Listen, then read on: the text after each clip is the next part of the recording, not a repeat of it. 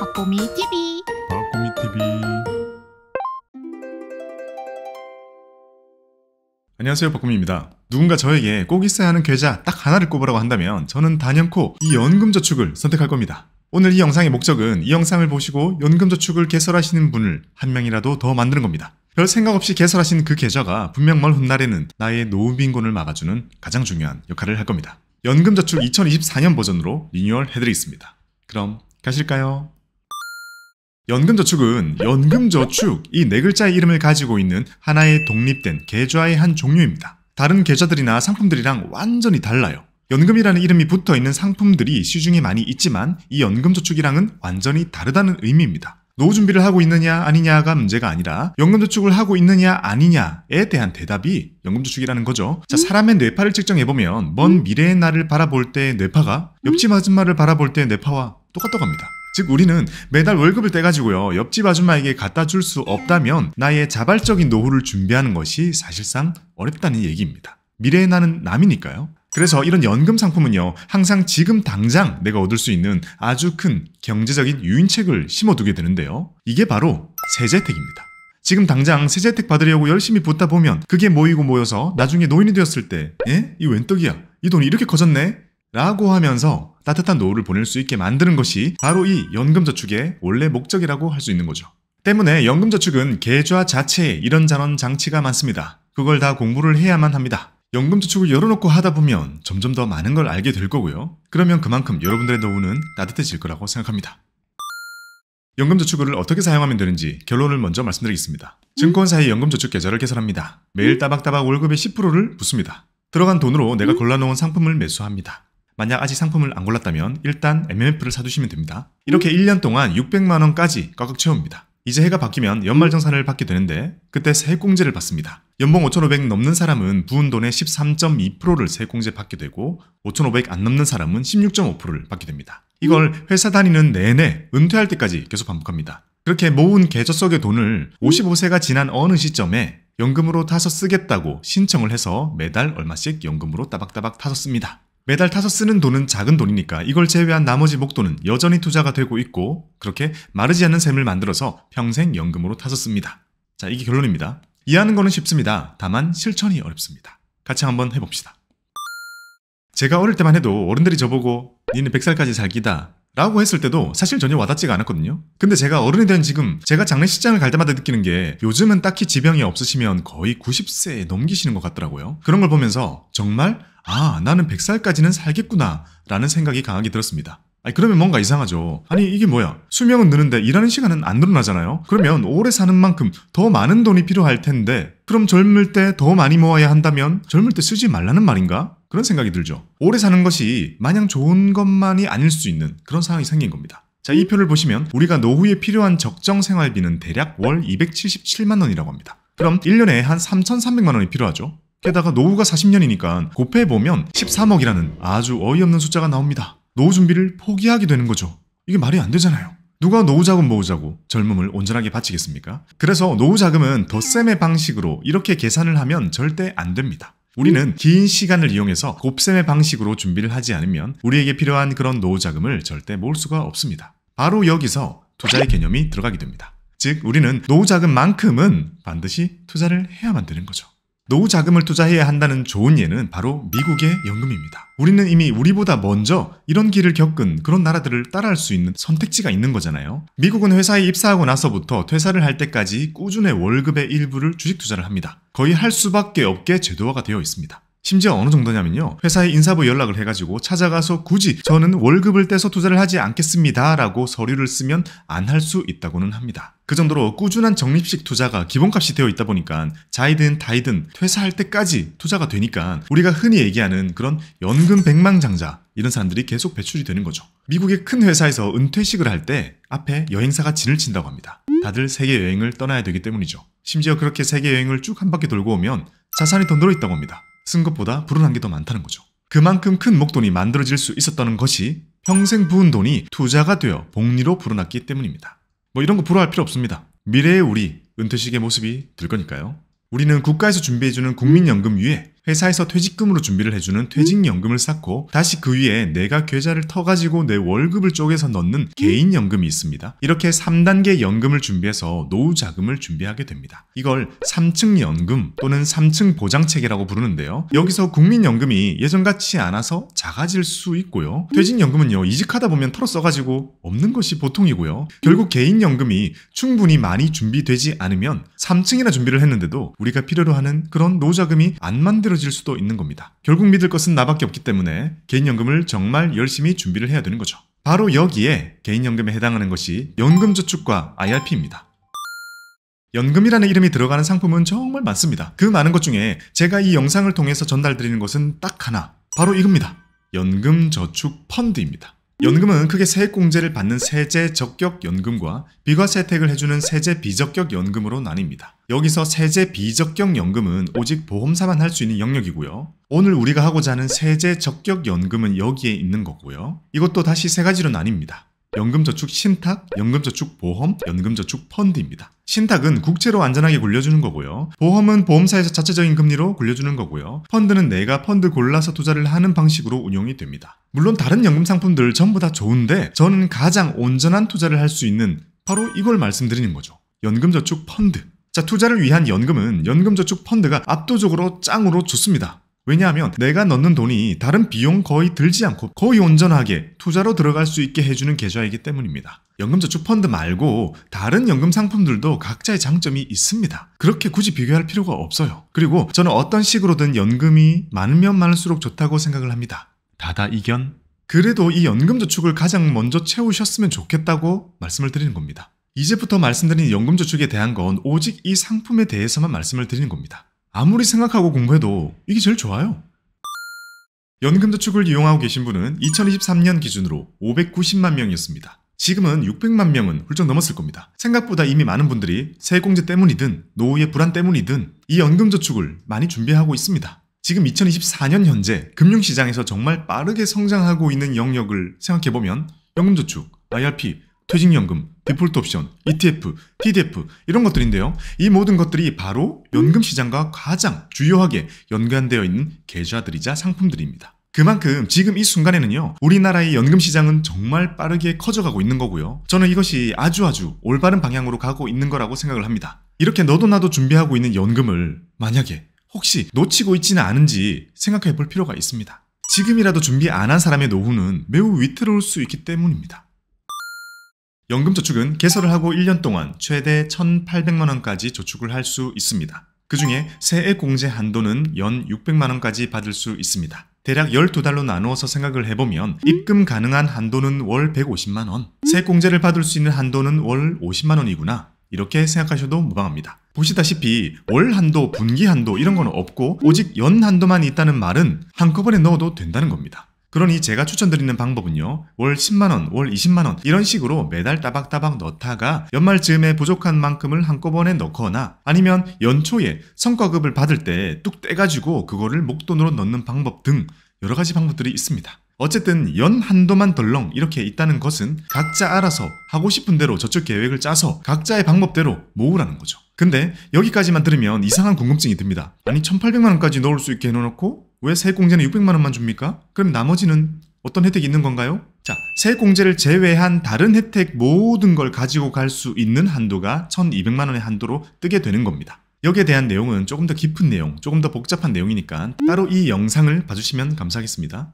간단히 말씀드리면 세액공제는 받지 못하지만 세액공제가 아닌 연금저축의 나머지 모든 혜택은 다 받을 수 있기 때문에 여유가 된다면 600만원 이상 부으시는 것이 좋습니다.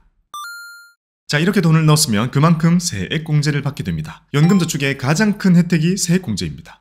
세액공제는 우리가 연말정산 과정에서 세금을 줄여주는 효과를 내게 됩니다. 그리고 그것의 결과는 연말정산의 결과가 나오게 될 때 우리가 받게 되는 거죠. 연말정산의 환급액이 그만큼 늘어난다는 거죠. 연말정산 할 때마다 뱉어내던 사람은 뱉어내는 금액이 줄어들 거고요. 또는 돌려받는 환급으로 바뀔 수도 있을 거고요. 연말정산 때 돌려받던 사람은 그만큼 환급액이 커지는 효과를 내는 것이 세액공제입니다.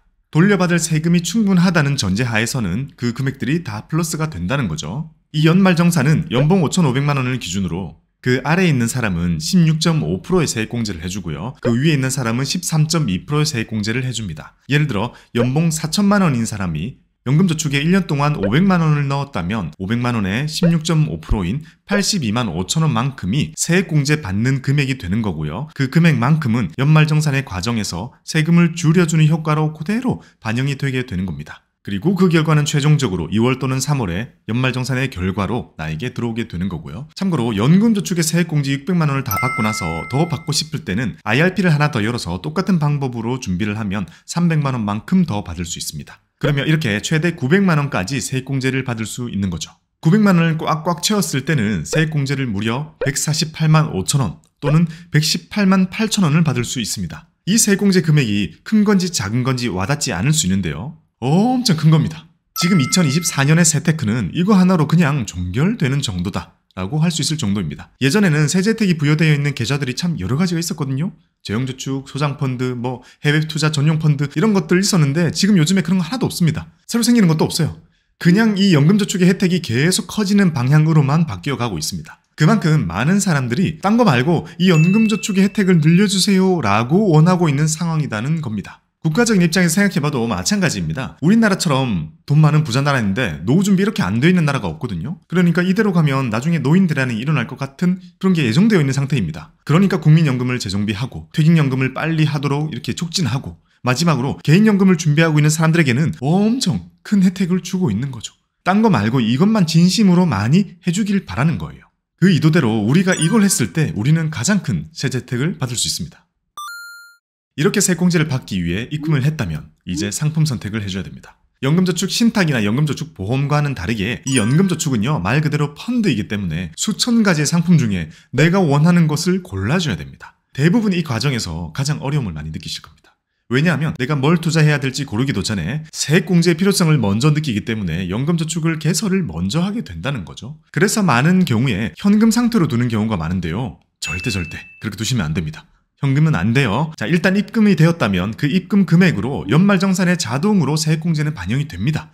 딱히 신경 쓸 게 별로 없어요. 다만 들어있는 돈이 이제 불어나게 노력을 해야 되는 거죠. 그리고 이 노력은 세액공제와는 상관없고 이제부터는 나의 노후 자산의 크기를 크게 만드는 것, 그런 연금 운용이 시작되는 겁니다. 연금저축 계좌에서 펀드를 사는 것, ETF를 사는 것, TDF를 사는 것 이렇게 세 가지의 선택을 할 수 있다라고 기억하시면 되고요. 이 중에서 가장 쉬운 건 펀드의 한 종류인 MMF를 사서 담아두는 겁니다. 우리가 흔히 CMA라는 파킹 통장에 돈 편하게 넣어두잖아요. 그 정도의 이자를 얻을 수 있는 것이 MMF입니다.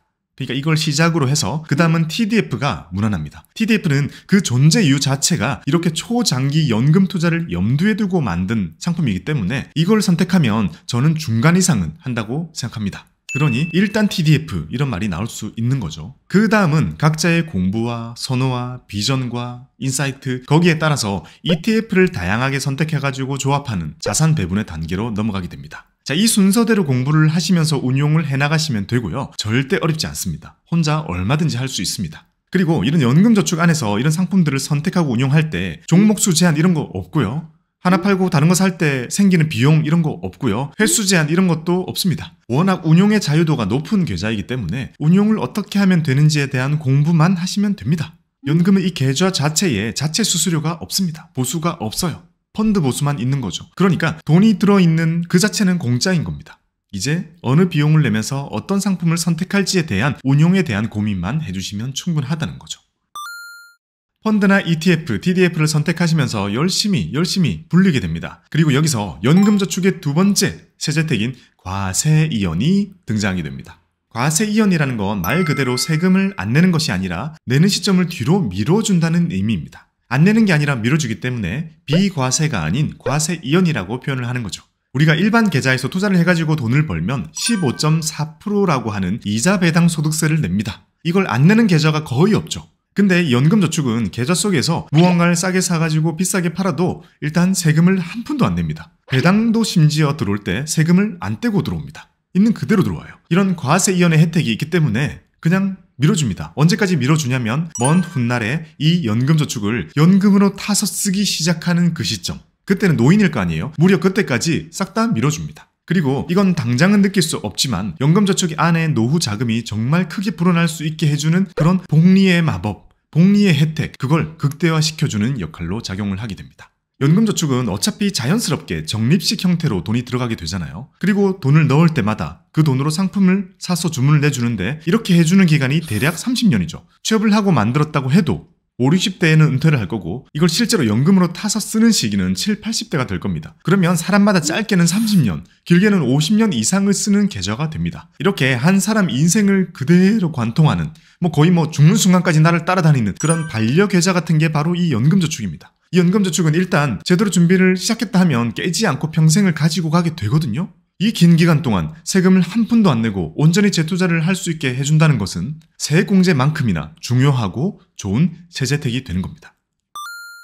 이렇게 열심히 모은 이 연금저축, 언젠가는 연금으로 타서 써야 되겠죠? 타서 쓰는 걸 연금 수령한다 라고 표현을 하는데요. 연금을 수령할 수 있는 조건은 두 가지가 있습니다. 하나는 55세가 지나야 되고요. 또 하나는 연금저축을 시작한 지 5년이 지난 상태여야 한다는 것입니다. 55세면 사실 지금 너무너무 젊죠. 노인정 근처에도 지금도 못 가잖아요. 어쨌든 최소한 55세가 지나야 연금을 수령할 수 있다라는 이런 연령 제한이 있는 거고요.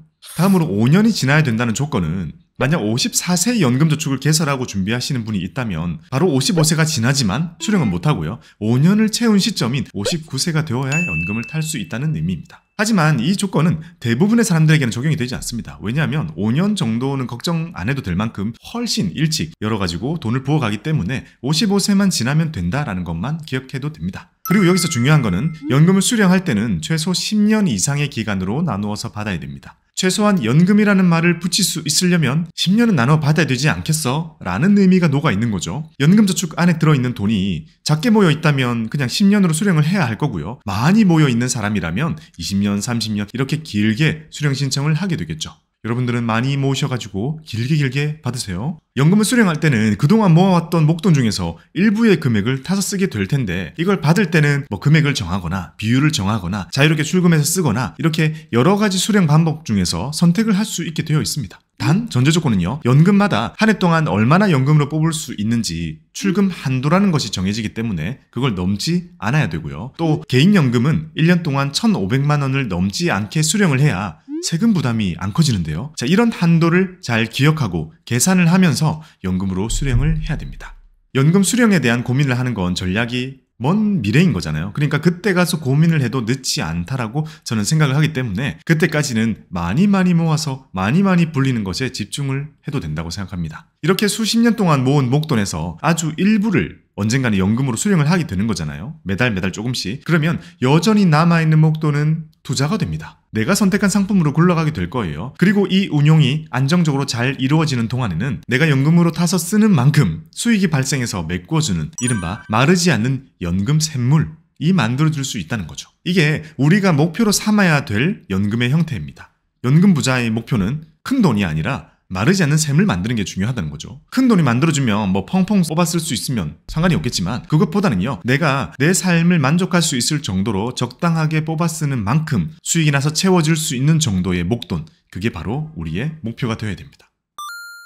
자, 연금을 수령할 때는 연금저축의 세 번째 혜택인 저율과세 혜택이 등장합니다. 아까 앞에서 수익이 났을 때 세금을 안 내고 평생을 미뤄줬잖아요. 그리고 원금은 넣는 대로 세액공제를 전부 다 받았잖아요. 이제 이 모든 혜택을 받았던 돈들이 언젠가 시간이 지나 연금으로 나오게 되는데요. 이때는 연금소득세를 내게 됩니다. 연금소득세는 세율이 5.5로 시작해서 3.3으로 끝나는 정도로 아주 낮은 세율입니다. 만약 연금 수령을 매달 100만 원을 받는다고 할 때 받기 전에 33,000원이나 55,000원을 떼고 나머지가 들어온다 라고 생각하시면 됩니다. 예전에 부었던 원금에는 세액공제 13.2나 16.5를 받았고 안에서 불어난 수익금은 15.4를 안 내고 다 미뤄졌었죠. 하지만 나중에 결국 내는 세금은 3.3에서 5.5라는 낮은 조율과세라는 것은 세제혜택입니다. 심지어 엄청 긴 시간 뒤에 내는 것이기 때문에 그런 시간에 대한 기회비용까지 고려를 하게 된다면 정말 작게 내는 세금이라고 할 수 있습니다. 자, 이렇게 좋은 연금저축 뭐 하나 흠잡을 게 없어 보이죠? 하지만 이 연금저축이 이렇게 많은 세제 혜택을 우리한테 주면서 딱 하나 약속을 합니다. 그건 바로 반드시 연금으로 타서 쓰라는 겁니다. 즉 중간에 포기하고 계좌를 깨버리면 우리는 무려 16.5%라는 기타 소득세 명목으로 세금을 뱉어내게 됩니다. 자, 그동안 세액공제 받았던 것들, 그동안 수익을 봤던 것들, 이 모든 것들에 16.5%를 부과하기 때문에 오랜 기간 동안 키워온 모든 노력이 물거품이 되는 거라고 볼 수 있습니다. 너무 무시무시하죠. 절대 해서는 안 되는 거라고 보시면 됩니다. 심지어 13.2%의 세액공제를 받았던 분들은 16.5%를 뱉어내는 거니까 약간의 페널티적인 성격도 가미된다고 볼 수 있습니다. 이게 이 정도로 큰 이유는요, 어떻게든 지켜서 연금으로 수령을 해라는 의미입니다. 이 목돈이 되면 사람이 뽑고 싶거든요. 그걸 막기 위한 거죠. 자, 중간에 절대 깰 수 없다고 생각을 해야 되고요. 55세가 지났어도 목돈으로 한 방에 찾을 수는 없게 됩니다. 왜냐? 꼭 연금으로 따박따박 타 써야만 기타 소득세가 부과가 되지 않습니다.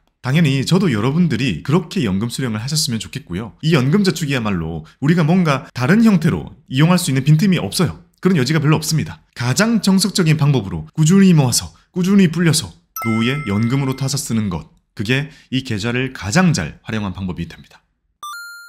충분히 설득이 되셨을까요? 되셨으면 좋겠어요. 이렇게 해서라도 연금을 개설하는 게 분명 구독자분들에게는 더 좋은 거라고 생각을 하기 때문입니다. 자, 설득이 되셨으면 영상 끝나고 바로 개설을 하면 되는데요. 스마트폰과 신분증만 있으면 개설을 할 수 있습니다. 마켓에 증권사 이렇게 치면 우리가 한 번쯤은 들어본 적이 있는 증권사 이름이 쭉 나옵니다. 자, 이 중에 마음에 드는 것을 고르세요.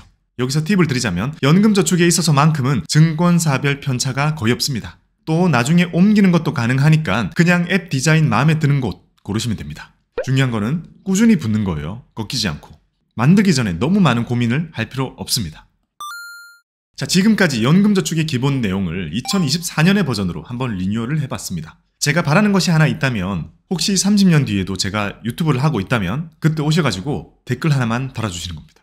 이런 댓글인 거죠. 30년 전에 영상 보고 생각 없이 편하게 만들었던 연금저축이 지금 와가지고 정말 나의 노후를 엄청 편안하게 만들어주고 있습니다. 땡큐.